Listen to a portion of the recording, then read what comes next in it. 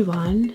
Today I wanted to talk through why I have been enjoying this book so much, give you a little bit of background on my other botanical art sketchbooks, and just fill you in on the process of how things are going. So in the previous, or one of the previous videos, you would have seen me work on the leaves here and talking through the process. And I wasn't quite sure what to do with this sort of page because I didn't want the pencil side to be printing onto the colors. So what I have done essentially now is figured out a way how to use this paper because I absolutely love drawing on it. Like I said, I'll show you two more sketchbooks and I'll give you a comparison and how different it feels. But what I'm going to do now is, or what I already started doing, is basically use my Neocolor II or watercolor pencils or regular pencils on the right side of the sketchbook. And then when it comes to this side, what I'm going to do is use mediums that are light, so things that I don't need to press, because essentially the only way I would press the colored pencil onto this side is if I draw with pressure on this page, then that would transfer onto this page, right? So because I'm not going to be applying any pressure on the other side of this page and just using drawing tools like fountain pen or some fine liners and mediums that I will talk you through, like for example markers is something I have also rediscovered for this purpose. That means that the problem is resolved. Also, for extra precaution, as I will be drawing, I will be using this Illustrated Faith, I think it's a Bible mat, bought it ages ago and it's so useful. But alternatively you can use Yupo paper, so it kind of feels a bit plasticky, and that way it will serve you the same purpose really. And that's what I'm intending to do. And for example here, when I've done this little tutorial on this side, which means if I want to use colored pencil like I'm planning on the foliage here, and I will be pressing hard, then that would transfer onto this side. So to avoid that, I'm going to simply use my Bible mat, press as hard as I want. I don't think anything will happen because there is the plastic protecting it. So that is it really. That's my plan, and I think it's going quite well because I just couldn't stand the idea of having a completely blank page. I love opening a page and boom, there is a story happening, there is a content that moves your eye through both pages, and it looks so much better to me. I mean, I really love this sort of presentation. So I think this is now decided, and I have to say, as far as sketchbooks happen, every single time I try a new type of a sketchbook, it takes me a while to get to the content that I'm creating in that particular sketchbook. Here it was pretty quick. I mean, this is already botanical content. We started with some swatches, pencil swatches, botanical content, then a bit of abstract, a bit of portraiture, but here is the botanical content, and then boom. So I think this is where I'm heading with it. Now, to compare a similar paper to this, but even thicker, or the experience, let's just say the experience that I had drawing, I would compare to the Dilutions Ranger sketchbook, and I don't remember the thickness of it. I think I threw away the packaging, but it's definitely thicker. I mean, if it helps you, that's the thickness compared to this. It's much thinner. This one buckles easily, so I figured out using just a little bit of watercolor on this sketchbook is the best. Here, that's all you get. I mean, you get a little bit of a wave, but it's not like buckling. And here I use so much medium. I used, this is back in the day when I was interested in all sorts of collage and different mediums before sort of painting. I was experimenting with stamping inks, textures, modeling paste, and you can see a bit of abstract here too. But yeah, this sketchbook takes a lot. And what's this? That was bad, so I didn't want to look at it. And this is where I started in the summer, July 2020. I did a whole month of every day doing florals. So the comparison is now very similar to what I have experienced. I've used here watercolor pencils. I have used a little bit of water, and I think that's predominantly what I did. I don't think I used any other mediums.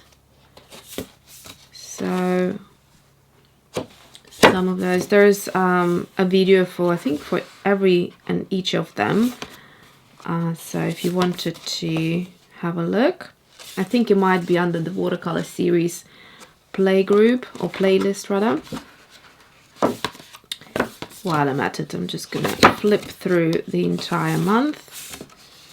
This was a lot of fun, and I still have people mentioning how much they enjoyed it. A little bit of gold in there. So that was the last one, 31st of July. And apparently I did do a little bit of other things this July. So it was 2 years between illustrating, and here I have done pencils. So these both are pencils, which of course might be a bit of a problem when creating. So I think going forward I would need to do again, put this Bible mat in between the pages. So this is a lovely paper. It's super smooth, very comparable. It's actually even lighter than this paper, which personally I think is fantastic. It's thicker, so it will take other mediums nicer. I think it is pricier, so if you're looking for a more affordable version, this is a really, really good one. And naturally you'd get, I think, more pages with this sketchbook because it is thinner paper. So I think here is 80 pages. I'm not sure how many pages you get in the Illusions journal. But also I will show you, so here's the other sketchbook that I started and dedicated to botanical art, and this was, I didn't even stamp it, this was many years ago, maybe 5 years ago, and I've done more kind of traditional botanical art here. I do have some modern as well, but these things are, so compared to the style that I'm going for now, these are more realistic, they're more careful, they're more precise, which is gorgeous to look at. But I these days enjoy infusing botanical art with my own style, with my own flair, and I think this is how you kind of get into it. So here again, here's more of my own style, so getting botanical, traditional botanical art more simplified. And you know, here it would take forever to do all the layers. The geranium petals almost look realistic. I mean, they're popping off the paper. They look like if you touch them you would feel that velvetness of a geranium petal. That is the key of traditional botanical art. But with modern botanical art, it's just faster. It's less realistic. It has definitely more kind of fun element to it, and this is what I enjoy most these days. So there are some botanical tutorials of all the pages that I'm showing you. I think most of the pages. This is the wax flower, by the way. That's the one I turned into the stamp set. So if you wanted to get inspired how to color the wildflower, I'll show you quickly. So I have a series here of my wildflowers, and we have the wax flower, lavender, pansy, and buttercup, and they're so gorgeous. I really enjoyed creating them. There are only a few left, I think, of each stamp set at this point, but basically just to give you an inspiration of how you can color it. It's almost the original size, but yeah, so you can see I didn't draw this flower in, I just have that bit here. So now, speaking about paper, oh, 2018, wow, this has been a long time ago. So some pages I stuck like other things to it because I think I just did not enjoy the look of them. The lack of confidence back then, this is 2019. Gosh, this is a long time ago. I was already developing my style, but I wasn't sure what is exactly my style. Mostly I stayed with watercolors. These days I like to add a bit more of other mediums as well, and just exploring things. There's some tutorials on that and this. There's a free online course that I did where I showed you how to paint all of them, and I'll try to link it up here somewhere.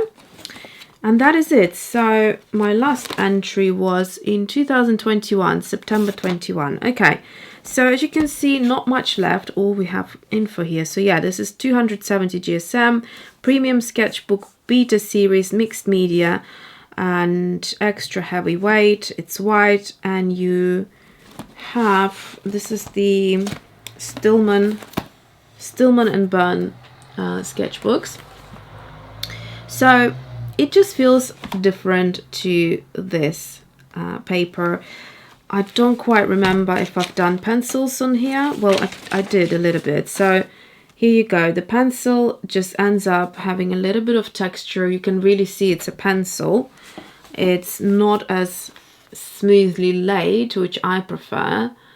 Again, this is, you know, very individual in terms of your style. Some people really like that about pencils. They want them to look like pencils. I like the opacity of pencils, so when I use pencils, it really is, no paper is allowed to be showing through. So yeah, that's the difference. I mean, obviously it's white, so the colors are popping even more. Things are just, you know, standing out a lot better. But it's a sketchbook where I think I like wet mediums more. Yeah, it just looks better than pencils for my personal style. So those are the sketchbooks. And now, have I mentioned that this one here is the Art Creations by Royal Talents, and that one is only 140 GSM, so compared to the 270 that you just saw, and not sure how much the dilutions was, but also quite thick. So now let me show you some of the markers that I bust out. Many years ago, I'm talking about 10 years, maybe plus, I used to buy some markers, and I used to use them in my fashion illustrations. And as it happens, things, you know, change sometimes. Your style changes, your taste changes, and there have been in this IKEA box, basically one of those, you know, boxes for a long time, and I haven't really used them. And so my idea here is that I will try to incorporate them. There's some beautiful colors, and these are the Pro Marker Permanent Twin Tip. And what are they? I remember there's some water-soluble ones, and then there is the permanent ones. So I think, here we go, here's the Aqua Marker, and they can be used like, you know, like watercolors. So you get the fine tip right here, and then you get the chiseled, no, it's like a bigger brush tip, which I like. So I might be using them. I have really enjoyed some of my Tombows So my Tombos, I temporarily moved them into this tin, but it's not really working because they're a tiny bit taller than the tin. So it's not really ideal. They get stuck in there, but basically there's a little collection here. I also have two sets as well, the candy something set, and then the like a portrait or skin tone set, which are not included in here, and they're great as well. I love the double-sided nibs, and the brush is super kind of soft and you can create loads of things. So essentially that's what I've been doing here. I have used these markers on this page, or actually some of them here, and also I've used the permanent markers by Winsor & Newton. I have two colors here which I really, really love, and these are the two colors here which I use for the flower. And one is green gold and this one is coral, and I couldn't quite understand why, but they have been discontinued. These are pigment markers, so it's great because they're not bleeding through to the other side like alcohol markers would do. So yeah, I'm not entirely sure what happened and why they have been discontinued, but I managed to get a really cheap skin tone set as well on Amazon. And I'm not sure if there's anything else available color-wise, but they're a lot of fun to use for this purpose. So I definitely will be using my markers on the left side, and like I said, on the right side there will be the, you know, the pencils and all that fun stuff. While we're here, I thought I just quickly want to try the markers, the Pro marker and the Aqua, where is it? Aqua Pro markers, and see how we get on. Oh, I got 3 Pro markers. I need to get one more Aqua. I remember some of these colors are so gorgeous. They used to be my favorite. So let's start with the watercolor marker, and I will do somewhere where potentially if it bleeds through, it bleeds through. So let's use this page as our experiment page, and let's start with the what color is this? Cadmium red. So the brush I remember to be quite good on this. Oh, this is a bit dirty. Let me just wipe it on something. See, this sort of a thing I wouldn't do now. I look after my things. So here we go. Going to use a little bit of that, and I will show you how fine the fine marker is. This is a lot more saturated. Now keep in mind I haven't used these literally in 10 years, so I would have no idea how these are going to work. So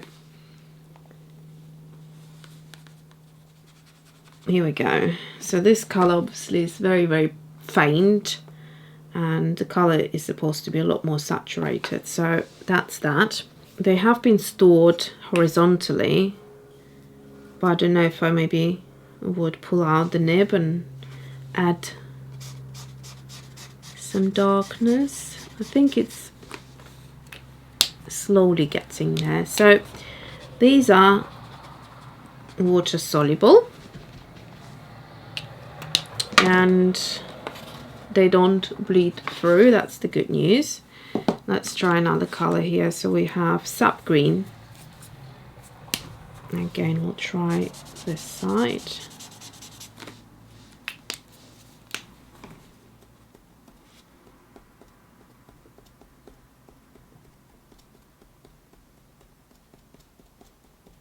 This is more of a like a gold green type of color.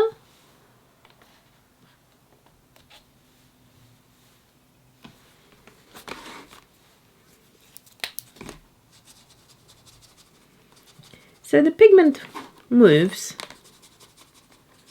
but it just doesn't move maybe as well as the Tombos. Okay, let's try the lime green, and this is now permanent marker. This one has unfortunately chisel tip, so let's do that. And before, oh, okay, it has an alcohol smell to it, so it does bleed through that one. yeah, it's not going to be moving anywhere. So unfortunately these I won't be able to use, but I might just show you a couple of my favorite colors. There's Cardinal Red. This is a good one. Oof, they are very smelly. And Maroon. That's a good one. Okay, but there you go. Can't use them here. So with the watercolor, I will have to go through all of my colors, which I don't have a great selection in the Aqua. I have a much better selection in there, just a permanent Pro Marker. So I'll see what I can do with that.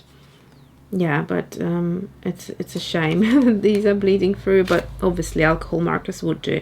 Okay, so that's that. Then as we are here, I'll quickly show you the coral. Again, chisel tip is a bit of a problem. Don't like me any chisel tips. Then the fine tip, as you can see, is not as fine as those fine tips. These are fun because you can build them up. They layer as intensely as an alcohol marker would do. And but they don't bleed through. So there you go. A little bit here actually, but not as much. And then just because we are here at it, let's do Tombos. So Tombos are my best because look at the color. It's so saturated. The nib is the finest of them all. I compared it in another video to Uniposca's fine tips. It's finer than them and just gives you a great opportunity to do very detailed work as well as covering larger areas. And the tip is so soft and gorgeous, and they are water soluble. That's another fantastic benefit. I mean, obviously this is a lighter color, but if we went for a darker color, I've got a few that I really like. So let's try this red one.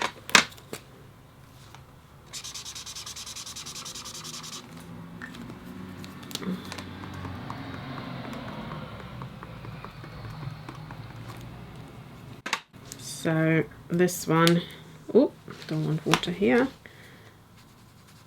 You can see how saturated it is.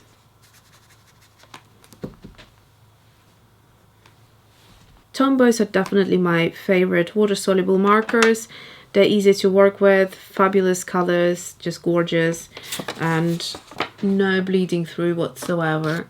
I hope this was insightful and helpful for you. And if you're in the same situation where you like to work cleanly, you don't like things to transfer, and yeah, I mean, you know, I love oil pastels, but it just puts me off using sometimes unless I'm using them on a piece of paper or a painting or a canvas or something like that where it's not a sketchbook. In sketchbooks, I think about the mediums I want to use, because when I open them and flip them through after they're finished, I want to focus on the beauty of the illustration rather than things printed around and the mess and all of that. So that is it for today. And give me a thumbs up if you like the video, leave a comment and subscribe if you haven't yet, and I will see you soon. Thanks for watching.